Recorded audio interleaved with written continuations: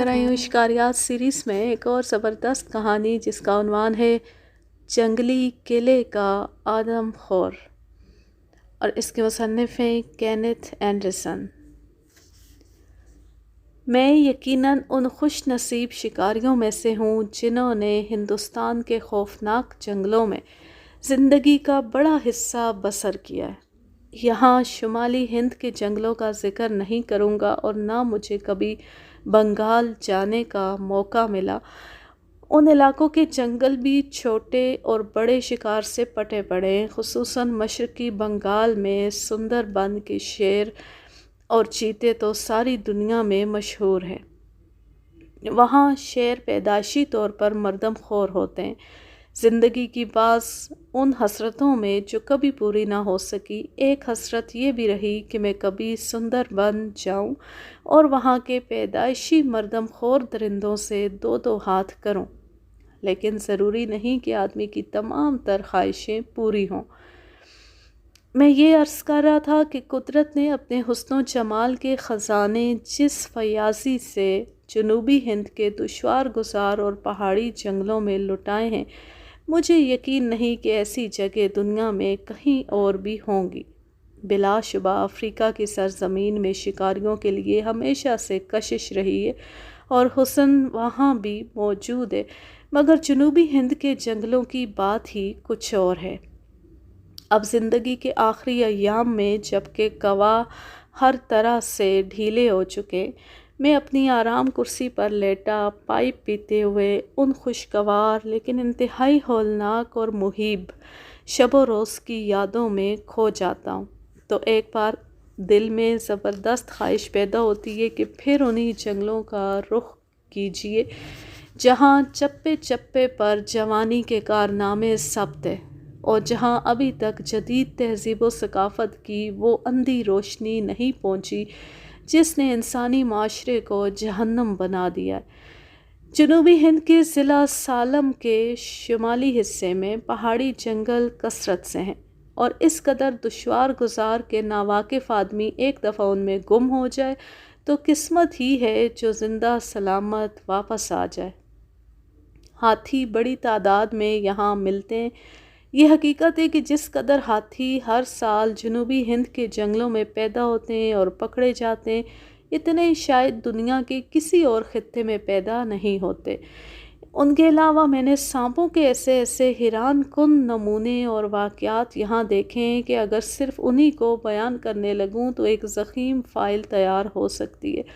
پھر ان علاقوں میں لوگ بھوت پریت اور بدروحوں کے اس شدت سے قائل ہیں کہ قدم قدم پر ایک نہ ایک بھوت سے آپ کا واسطہ پڑ سکتا ہے۔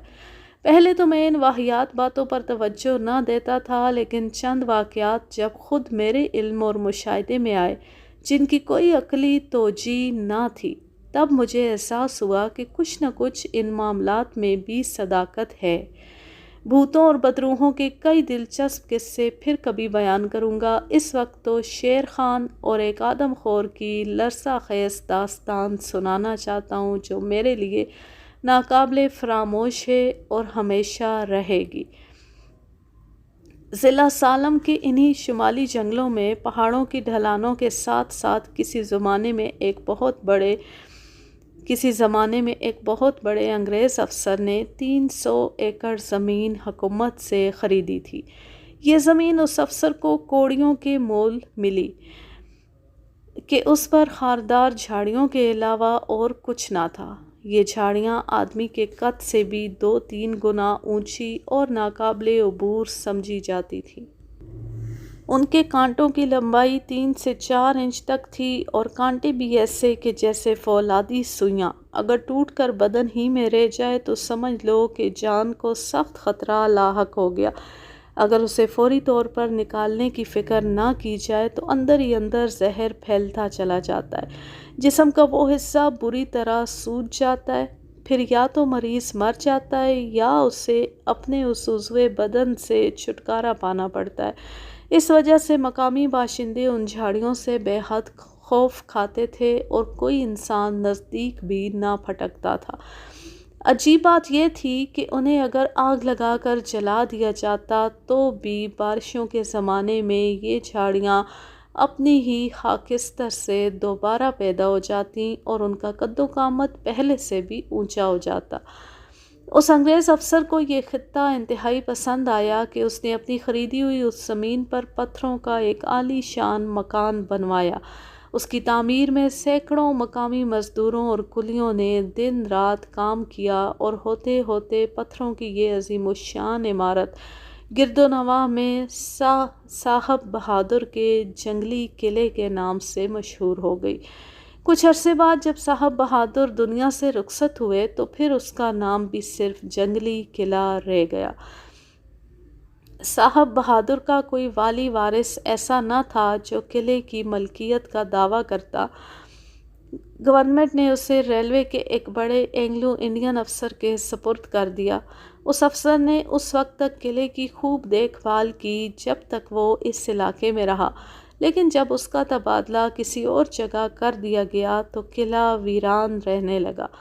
رفتہ رفتہ خودرو جھاڑ جھنکاڑ نے اسے دوبارہ گھیر لیا اور اندر رکھی ہوئی چیزیں مقامی باشندے اٹھا لے گئے۔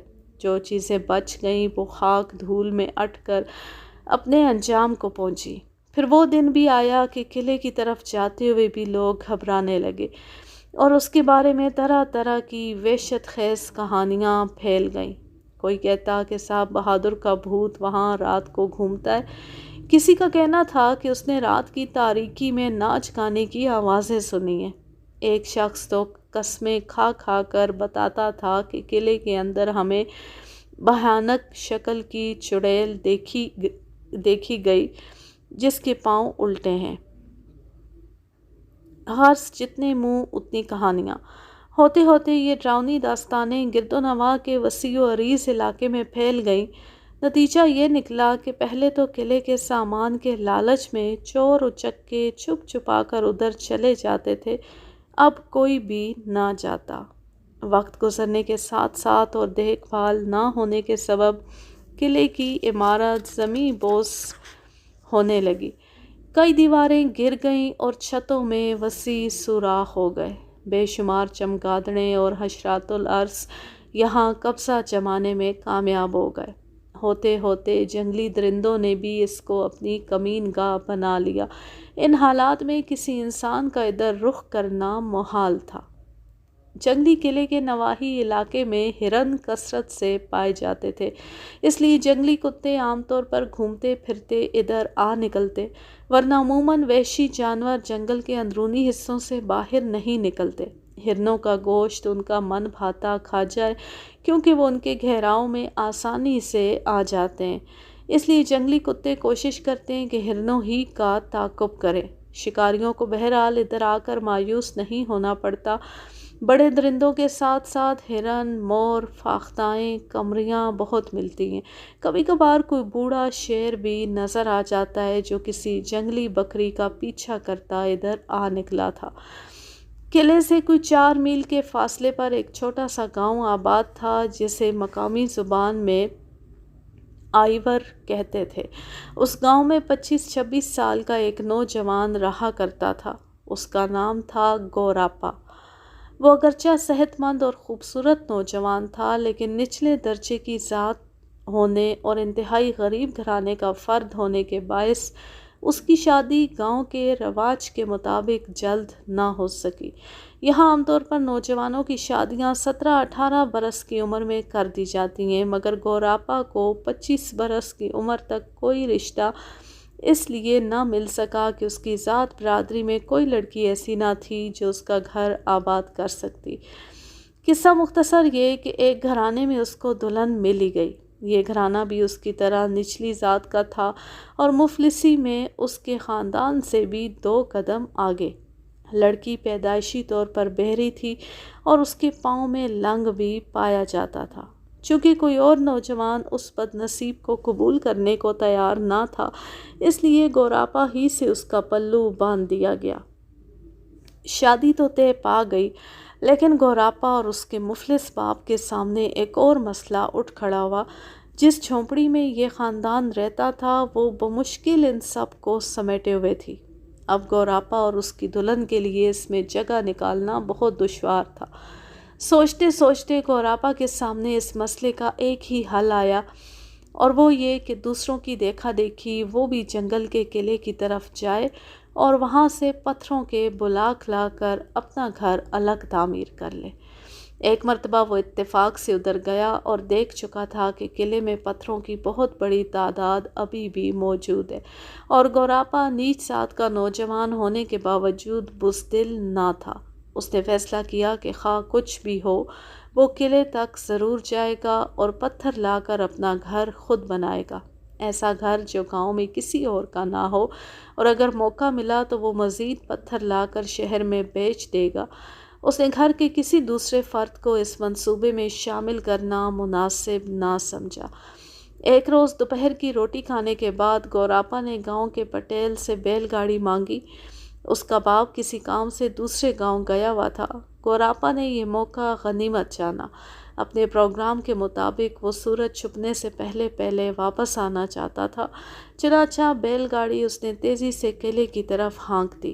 اگرچہ آسمان پر سورج نکلا ہوا تھا، لیکن جنگل کے اندر کئی مقامات اس طرح اندھیرے میں ڈوبے ہوئے تھے جیسے یہاں کبھی بھی دن نہ نکلتا ہو۔ ایک چھوٹی سی پگڈنڈی پر اپنی بیل گاڑی دوڑاتا ہوا وہ بالآخر قلعے کے نزدیک پہنچ گیا۔ اس وقت تک وہ پر امید تھا کہ جلد از جلد پتھر لاد کر واپس گاؤں چلا جائے گا، لیکن قلعے میں داخل ہوا تو اس کے حواس جاتے رہے۔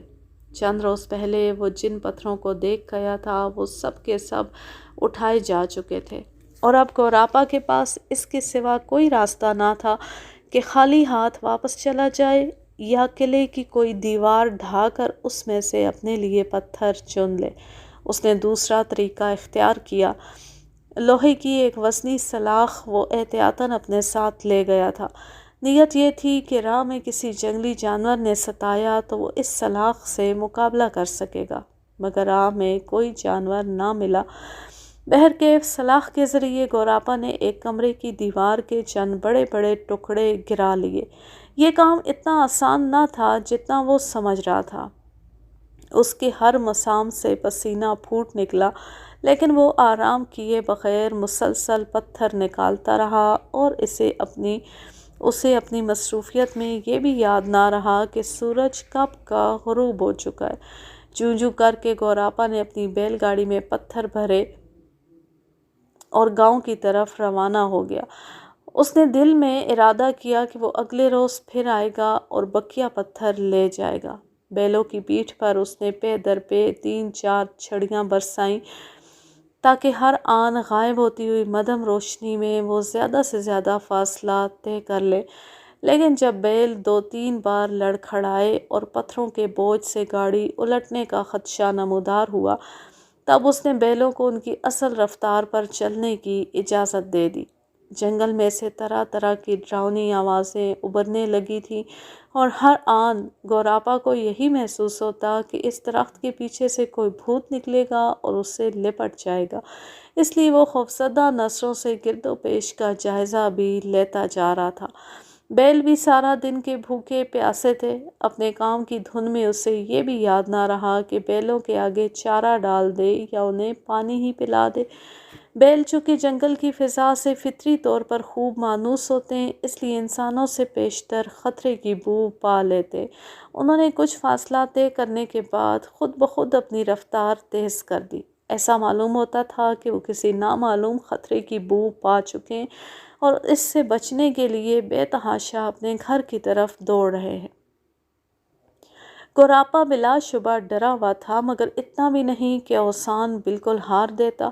اس نے بیلوں کو پکار کر روکنے کی کوشش کی، لیکن وہ کسی طرح نہ روکے اور بل کھاتی ہوئی پہاڑی پگڈنڈی پر اندھا دھند دوڑتے رہے۔ گوراپا ہاتھ میں سلاخ تھام کر پہلے سے زیادہ چوکنا ہو گیا۔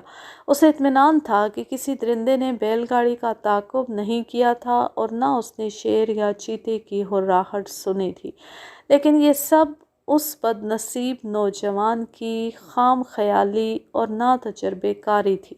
بے زبان بیل اس کی نسبت کہیں زیادہ حساس اور تجربے کار تھے۔ جنگل میں ایک موڑ کاٹتے ہوئے ان کی رفتار بلا سبب ہی تیز نہ ہوئی تھی۔ ان کے نتنوں میں درندے کے جسم سے اٹھنے والی بو پہنچ چکی تھی جو گوراپا ابھی تک سونگھ نہ پایا تھا۔ یہ ایک قوی ہیکل اور زبردست شیر کے بدن سے اٹھنے والی بو تھی۔ شیر نہ جانے کتنے دنوں کا بھوکا تھا اور بھوک کے مارے اس قدر بے تاب ہو چکا تھا کہ اس نے گوراپا کو ہڑپ کرنے کا فیصلہ کر لیا۔ اگرچہ وہ آدم خور نہ تھا، تاہم درندے کے لیے آدم خور بننا کچھ مشکل نہیں ہوتا، اور ایک بار آدمی کا لہو اور گوشت اس کے منہ کو لگ جائے پھر جنگل کے کسی اور جانور کو نہیں مارتا، صرف اور صرف انسان کے گوشت پر گزارا کرتا ہے اور اس وقت تک اپنی ہلاکت خیز سرگرمیاں جاری رکھتا ہے جب تک اسے موت کے منہ میں نہیں پہنچا دیا جاتا۔ بعض واقعات تو ایسے ہولناک ہیں کہ ان کے تصور سے ہی بدن پر لرزہ طاری ہو جاتا ہے۔ یعنی ایک آدم خور نے بستیوں کی بستیاں صاف کر ڈالیں اور 400 افراد ہڑپ کر لیے۔ آدم خور قلعے کے قریب ہی کہیں موجود تھا۔ اس نے گوراپا کو وہاں آتے اور دیوار گرا کر پتھر نکالتے دیکھا، لیکن صبر و تحمل سے ساری کارروائی دیکھتا رہا۔ اگر وہ اسی وقت گوراپا پر حملہ کر دیتا تب بھی گوراپا بچ کر کہیں نہ جا سکتا تھا، تاہم آدم خور نے ایسا نہ کیا۔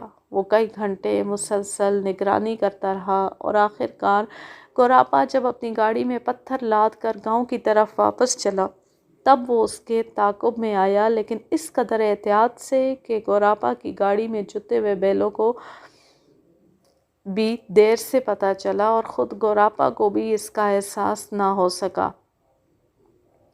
میرا ذاتی خیال اس معاملے میں یہ تھا کہ آدم خور نے محض سورج چھپنے کا انتظار کیا۔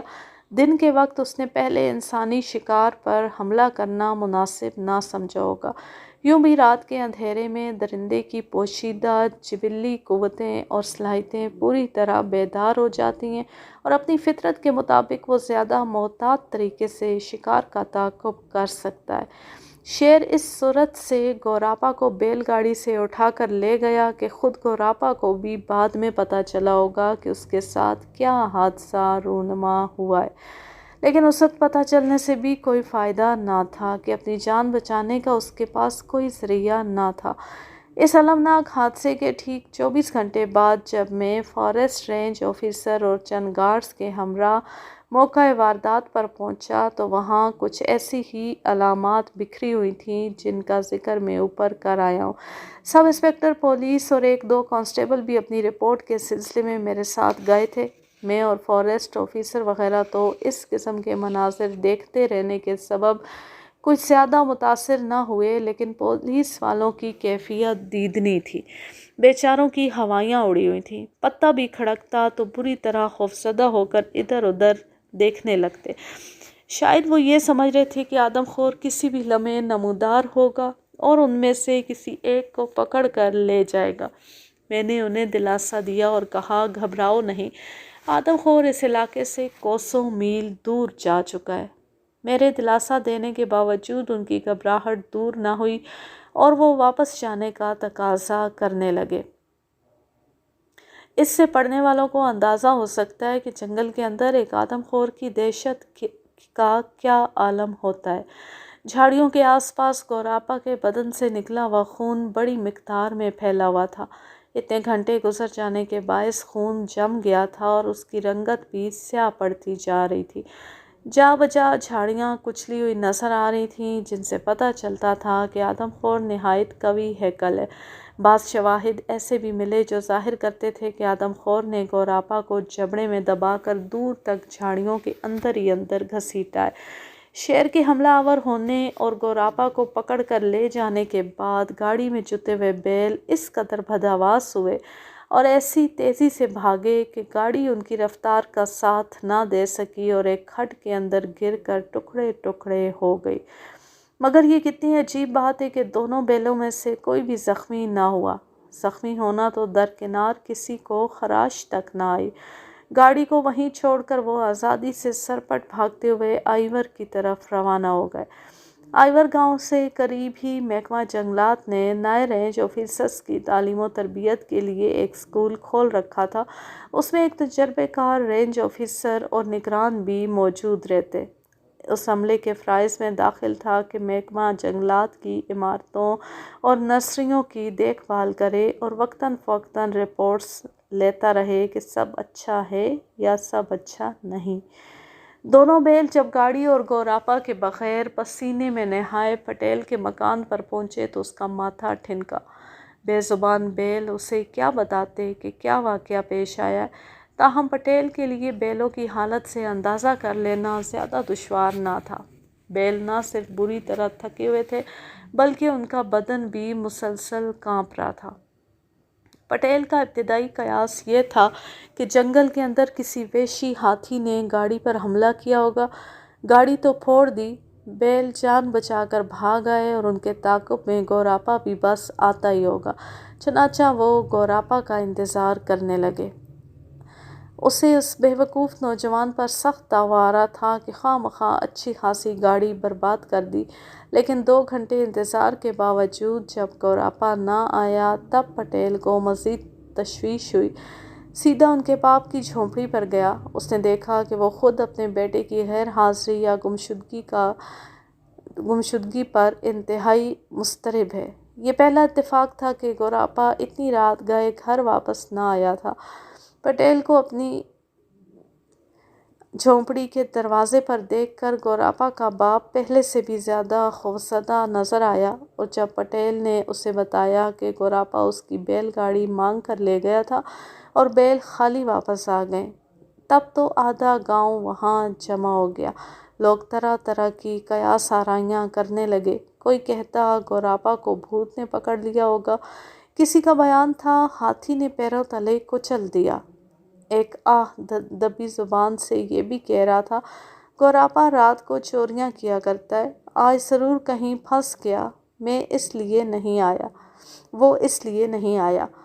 गोरापा का बाप, उसकी बूढ़ी माँ और छोटे बहन भाई टुकर टुकर लोगों का मुंह देख रहे थे। उनके आंसू थमने में ना आते थे। बिलाखिर फैसला हुआ कि रेंज ऑफिसर से इस सिलसिले में मदद ली जाए। गांव के 50-60 अफराद का काफ़िला रात के अंधेरे में फॉरेस्ट डिपार्टमेंट स्कूल की तरफ रवाना हुआ। रेंज ऑफिसर ने सारा किस्सा सुना और फ़ौरन जंगली किले की जानिब एक सर्च पार्टी भेजने पर रसामंद हो गया। ऑफिसर ने अपनी बंदूक संभाली और गांव के लोगों से कहा कि 12 आदमी मेरे साथ चलें। इतना सुनते ही लोगों को जैसे सांप सूंघ गया। दरअसल उनमें से कोई भी डर के मारे या अंधेरी रात में जंगल के अंदर जाने को तैयार ना था। ये मशवरा भी दिया गया कि सुबह होने का इंतज़ार किया जाए, हो सकता है गोरापा खुद ही वापस आ जाए। लेकिन गांव के पटेल का कहना था कि उसने वापस आना होता तो अब तक कब का आ चुका होता।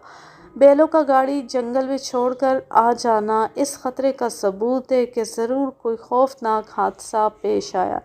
पटेल को गोरापा से कहीं ज़्यादा अपनी गाड़ी की फ़िक्र थी और उसके डांटने डपटने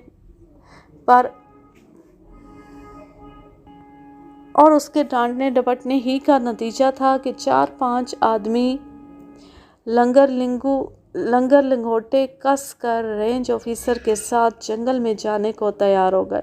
मगर ऐसी तलाश का नतीजा सिवाय नाकामी के और कुछ नहीं निकला करता जिसके पीछे खौफ और जबर कार फरमाओ।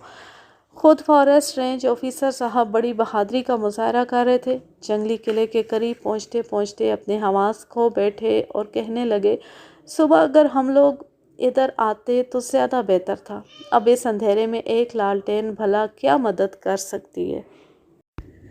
उनका इतना ही कह देना बहुत था। पटेल और दूसरे लोग फौरन गांव की तरफ मुड़ गए।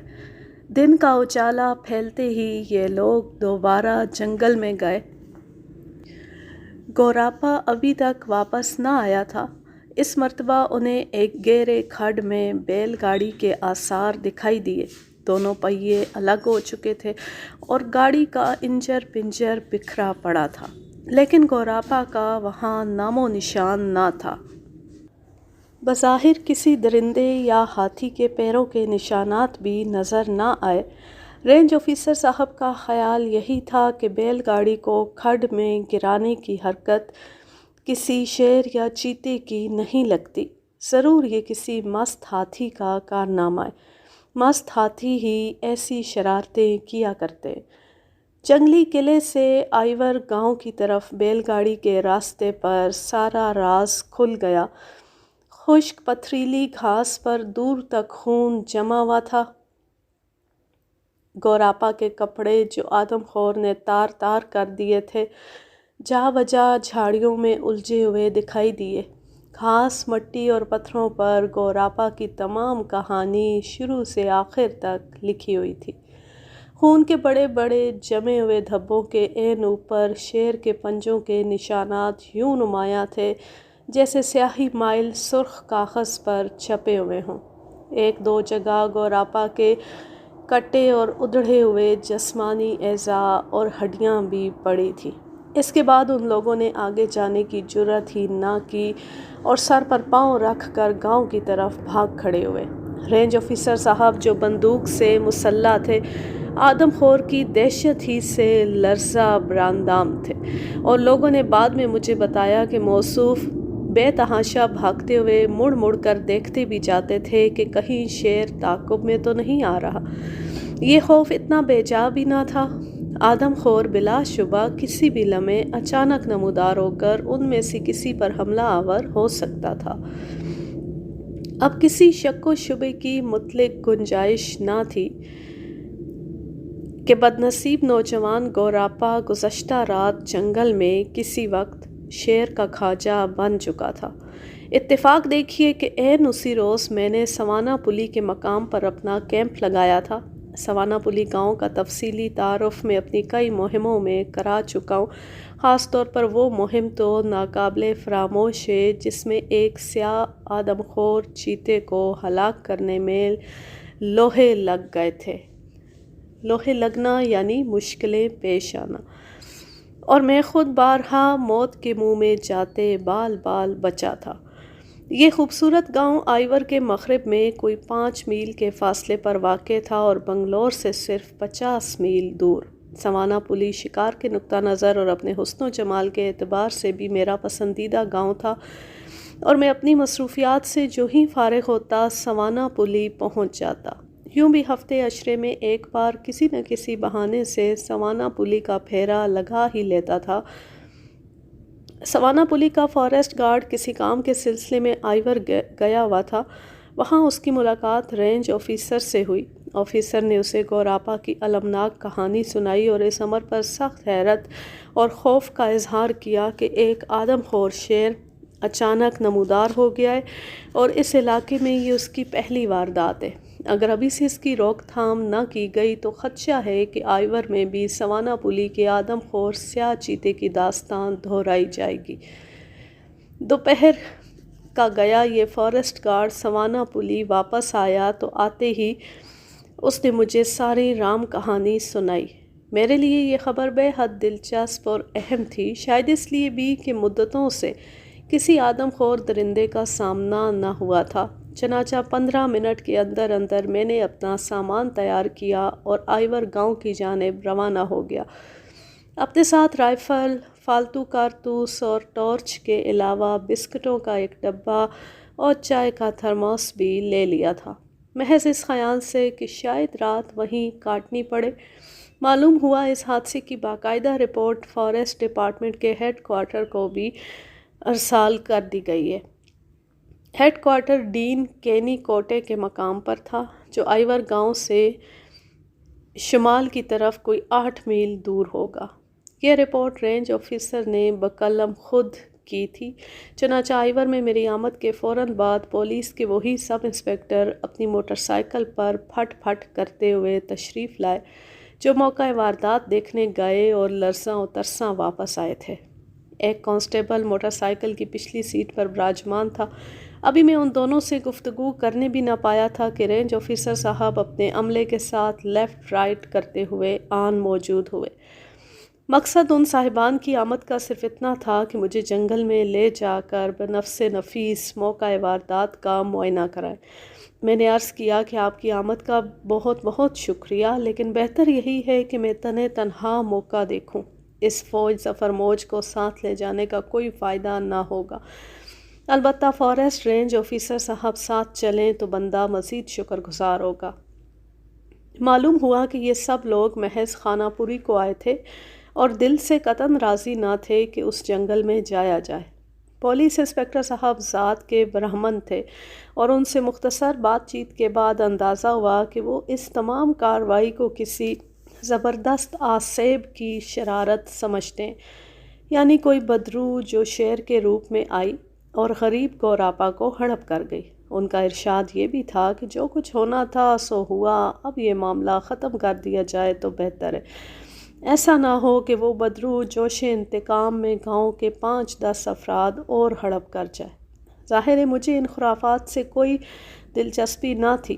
میں نے غصے میں آ کر ان افسروں سے کہا کہ مناسب یہ ہے آپ پولیس کی نوکری چھوڑ دیں اور کسی پاٹھ شالہ میں جا کر منتر وغیرہ سدھ کریں، پولیس کا کام آپ کے بس کی بات نہیں۔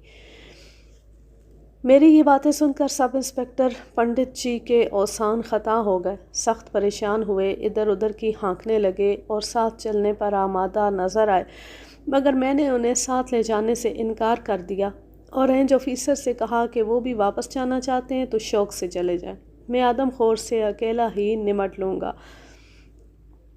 اس تلخ و تند بات چیت کا نتیجہ یہ برآمد ہوا کہ دونوں پولیس والے اور فارسٹ رینج آفیسر ساتھ چلنے پر بضد ہوئے۔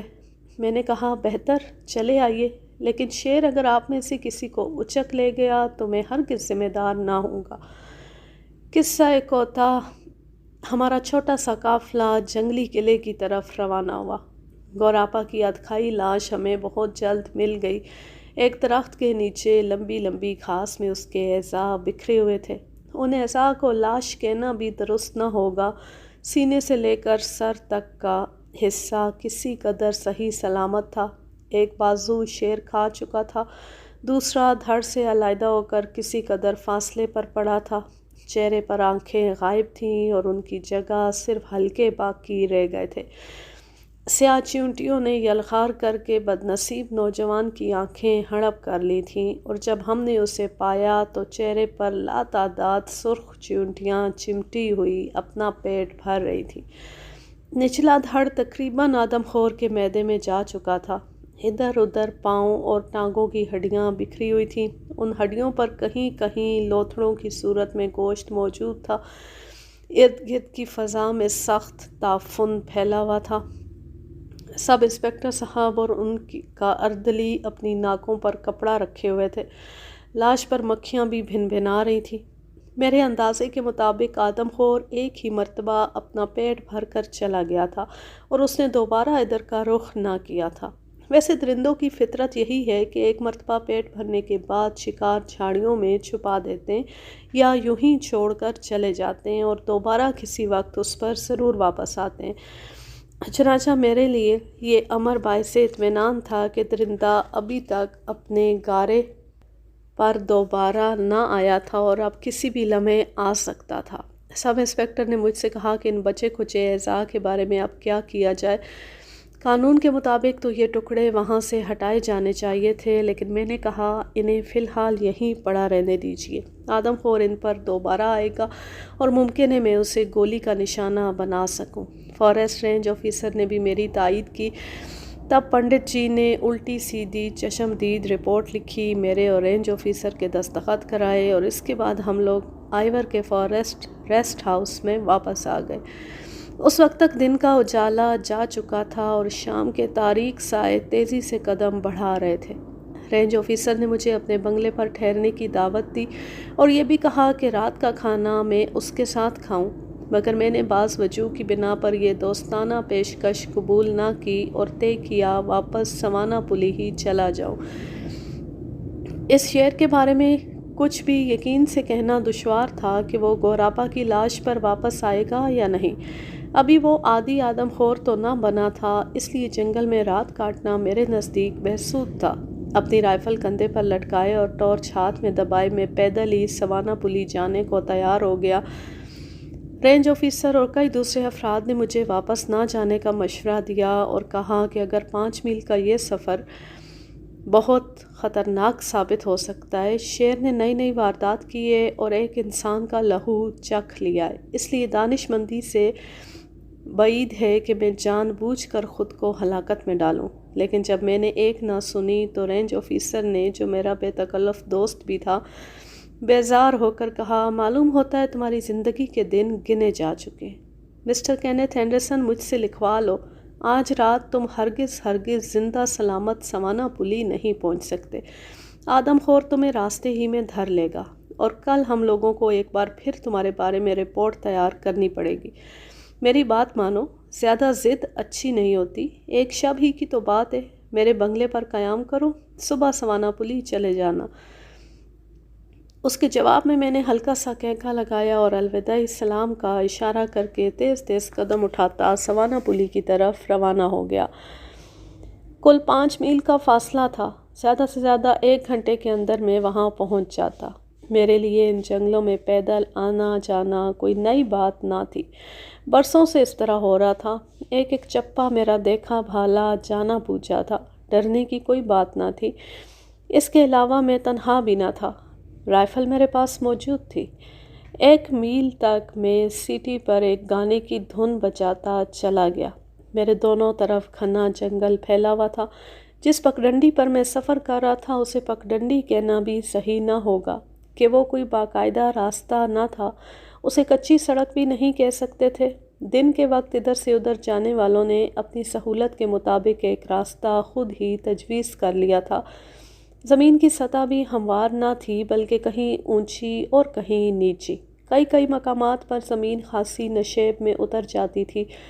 اب میں بانس کے جنگل میں داخل ہو گیا تھا اور میری گھڑی کے حساب سے سورج غروب ہوئے مشکل سے 15-20 منٹ ہوئے ہوں گے۔ تاہم جنگل میں گھپ اندھیرا نمودار ہو چکا تھا اور ایسا لگتا تھا جیسے آدھی رات کا عالم ہے۔ جنگل میں طرح کی پراسرار اور ڈراؤنی آوازیں وقفے سے گونج رہی تھیں۔ کسی سانپ کی سرسراہٹ جو لمبی گھاس میں رینگنے سے پیدا ہوتی ہے، کسی برساتی جوہڑ کے کنارے سے اٹھتی ہوئی مینڈکوں کے ٹررانے کی مسلسل آواز، کسی درخت پر بیٹھے ہوئے الو کی ہو، ایک تیز چیختی ہوئی سیٹی کی مانند جس سے محسوس ہوتا کہ کانوں کے اندر گھستی چلی جا رہی ہے، چمگادڑوں کے پھڑ پھڑانے کی ایسی آواز جو ناواقف شخص سنے تو دہشت زدہ ہو جائے۔ دور، بہت دور، جنگلی کتوں کے بھونکنے کی لگاتار آواز جو بہادر آدمی کا پتا پانی کر دینے کو بہت ہوتی ہے، اور ان سب ملی جلی آوازوں پر بھاری پڑتی ہوئی کسی شیر کی للکار یا چیتے کی ہراہٹ۔ اگر ایسے نازک مواقع سے گزرنے کا آپ کو کبھی اتفاق ہوا ہو تو آپ سمجھ سکیں گے کہ انسان کی چھٹی حس کس طرح بیدار ہو جاتی ہے، جس کے ذریعے کیسے کرشمے ظہور میں آتے ہیں۔ دفتن میرے اعصاب آپ تن گئے اور ایک انوکھی سی بے چینی، نرالے سے اضطراب نے میرا احاطہ کر لیا۔ میں چلتے رک گیا اور اس بے چینی کے اسباب پر غور کرنے لگا۔ بظاہر کوئی خطرہ نہ تھا۔ میں نے ٹارچ روشن کر کے گرد و پیش کا جائزہ لیا۔ کوئی درندہ میرے تعاقب میں نہ تھا، ہو سکتا ہے وہ آس پاس کہیں جھاڑیوں میں چھپا ہوا ہو اور مجھ پر حملہ کرنے کے لیے مناسب موقع کی تلاش میں ہو۔ طویل ترین شکاری تجربے اور جنگل کی حیوانی زندگی کے گہرے مطالعے اور مشاہدے کے باوجود میں نہیں سمجھ پایا کہ اچانک اضطراب کی جو کیفیت مجھ پر طاری ہوئی، اس کی کیا وجہ تھی۔ خیال آیا آئیور سے چلتے وقت رینج آفیسر نے جو کلمات کہے تھے، غالباً یہ انہی کا غیر شعوری اثر ہے۔ بہرحال چند منٹ دم لینے کے بعد میں نے تمام وسوسے ذہن سے جھٹک دیے اور زیادہ تیز رفتاری سے اپنا سفر طے کرنے لگا۔ ابتدا میں تو کچھ دیر خیریت رہی، اعصاب پر سے وہ نامعلوم پراسرار سا بوجھ ہٹ گیا تھا، لیکن 15-20 منٹ بعد میری چھٹی حس نے خطرے کی گھنٹی بجانا شروع کر دی، اور اس مرتبہ خطرے کی یہ علامت پہلے سے بھی زیادہ قوی تھی۔